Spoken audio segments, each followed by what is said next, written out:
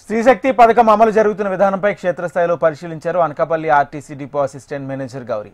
RTC బస్సులో ప్రయాణిస్తున్న మహిళలను కలిసి వారి అభిప్రాయాలు, సలహాలు తీసుకున్నారు. పథకం అమలుపై సంతృప్తి వ్యక్తం చేశారు. స్త్రీశక్తి పథకం అమలు చేస్తున్నందుకు మహిళలంతా సీఎం చంద్రబాబుకి కృతజ్ఞతలు తెలిపారు.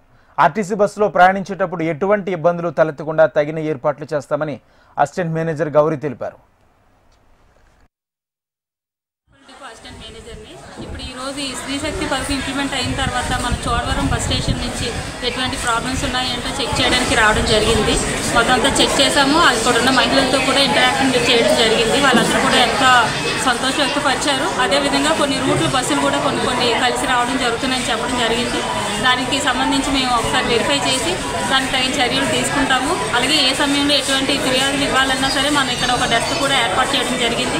కంప్లైంట్ బాక్స్ కూడా పెట్టడం జరిగింది. మీరు ఏ సమయంలో ఎటువంటివి ఉన్నా సరే ఇక్కడ ఉన్న మా ట్రాఫిక్ గైడ్ గారికి మీ సలహాలు, సూచనలు, ఫిర్యాదులు కూడా మీరు ఇవ్వచ్చు.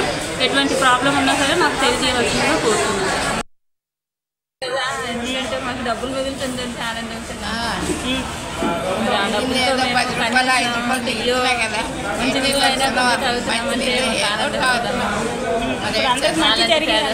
బస్సుల్లో కూడా బాగానే తీసుకెళ్తున్నారు. ఇబ్బందులు ఏమైనా ఉన్నాయా? బస్సులు టైంకి వస్తున్నాయి, బాగానే వెళ్తున్నారు, టికెట్ ఇస్తున్నారు, 0 టికెట్ ఇస్తున్నారు. మీకు బాగా చూస్తున్నారు. వెళ్ళాలన్నా మాకు అనుకోండి బాగా బాగా చేస్తున్నారు.